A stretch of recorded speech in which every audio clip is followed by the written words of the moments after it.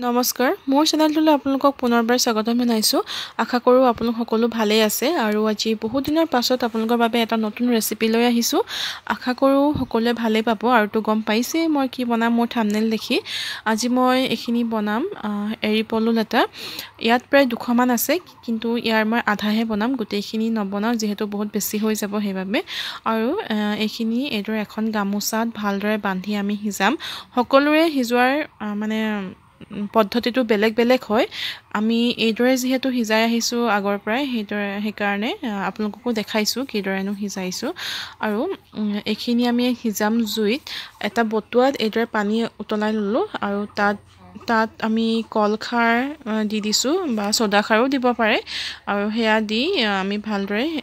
টোপোলাটো তাত দি হিজাই আছো আৰু এইখিনি জুইৰ ওপৰত দেখিছে নহয় ভালদৰে পুৰত হোৱা নাই কাৰণে অলপ জুইৰ ওপৰত এইখিনি হেকি দিছো ৰ'দ দিলেতো ৰ'দতে আমি দিলু হয় কিন্তু বহুত দিন ধৰি যেহেতু বৰষুণেই দি আছে সেইকাৰণে আমি জুইৰ ওপৰত এইখিনি হেকাই দিছো অকনমান আৰু এইখিনি প্ৰায় আধা ঘণ্টাৰ পৰা 45 মিনিট মান হিজোৱাৰ পাছত পাপাই আৰু দাদাই এইখিনি উলিয়াই দিছে আৰু সেই খাৰখিনি দিয়াৰ বাবে কি হয় বস্তু বহুত কোমল হয় লেটাটো আৰু গুছাবৰ বাবেও ভাল হয় আপোনালোকে যদি এদৰে গুছাবলৈ বেয়া পায় তেন্তে কেঁচি ব্যৱহাৰ কৰিও আপোনালোকে এইখিনি কাটি ল'ব পাৰে তেতিয়া উলিয়াবৰ বাবে সহজ হয় আৰু আমাৰ এইখিনি উলিয়াই হৈ গ'ল এতিয়া বনোৱাৰ পদ্ধতিটো চাওঁচোন আহক আজি এইখিনি বনাবৰ বাবে মই লৈছো লাই পাত আৰু এইখিনি হৈছে পুলি লাই আৰু এইখিনি লেটা ইয়াৰ দুটা ভাগ কৰি দিছে মায়ে মাজতে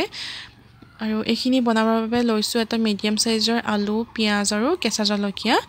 আৰু যেহেতু এইখিনি মই জুইত বনাম সেইকাৰণে কেৰাহীখনো কলা দেখিছে আপোনালোকে আৰু তেলখিনি গৰম হৈ আহাত ইয়াত মই পিয়াজ আৰু কেঁচা জলকীয়া দি দিছো কেঁচা জলকীয়াখিনি দি ভালদৰে ভাজি থাকিম এইখিনি প্ৰায় 5 মিনিট মান সময় ভাজিম একেবাৰে ৰঙা কৰি নাভাজো আধা হিজা কৰি ৰাখিম এইখিনি আৰু তাৰ পিছত আমি ইয়াত দি দিছো আলু এইখিনি মিহি মিহিকে যে কাটি থৈছিলো আলুখিনি ইয়াত দি দিছো আৰু আলুখিনি দি অকনমান সময় ভাজি থাকিম আৰু আমি ইয়াত আজি বেলেগ একো মছলা ব্যৱহাৰ নকৰো কেৱল হালধি আৰু নিমখে ব্যৱহাৰ কৰিম আপোনালোকে যদি বিচাৰে ৰঙৰ গুড়া ইয়াত ব্যৱহাৰ কৰিব পাৰে কালাৰটো কাৰণে আৰু ইয়াত দেখিছে নহয় এতিয়া ইয়াত কেৱল হালধি দিছো হালধি দি দিছো আৰু সোৱাদ অনুসৰি দিছো নিমখ আপোনালোকে নিজৰ সোৱাদ অনুসৰি ইয়াত নিমখ ব্যৱহাৰ কৰিব এইখিনি দি অকনমান সময় ভাজি থাকিম আৰু এই আলুখিনি দিয়াৰ পিছত আলুখিনি মানে 50% মান হিজাই লম তাৰ পিছতহে আমি ইয়াত লেটাখিনি দিম লেটাখিনি কাৰণ আগতে হিজুৱাই আছে সেইকাৰণে বহুত বেছি সময় হিজাব নালাগে এইখিনি দি অকনমান সময় ইয়াত আমি ঢাকি ৰাখিম আমাৰ আলুখিনি প্ৰায় 50% মান হিজি গৈছে আৰু এইখিনি সময়তে ইয়াত দি দিছো কাটি লোৱা লেটাখিনি আৰু লেটাখিনি দি অকনমান ভাজি থাকিম এইদৰে অকমান সময় ভজাৰ পিছত যিখিনি নেকি লাই কাটি থৈছিলো মিহি মিহিকৈ হে লাইখিনিও আমি এতিয়া ইয়াত ভাজি থাকিম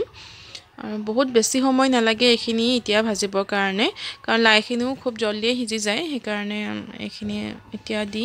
এদৰে হিজাই আছো লাইখিনি পা যেহেতু পানী ওলাব সেইকাৰণে আমি এইখিনি এনেকে মুকলি কৰিহে ৰাখি থম জুইটো অকনমান বেছি কৰি ৰাখিম আৰু মুকলি কৰি থম তেতিয়াহে লাই পৰা ওলোৱা পানীখিনি ইয়াত শুকুৱাই যাব তেতিয়া অকমান ফ্ৰাই কৰা নিচিনা হৈ যাব এইখিনি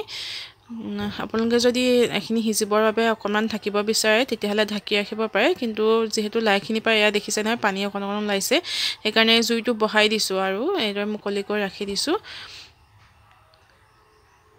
আৰু আমাৰ লেটাখিনি প্ৰায়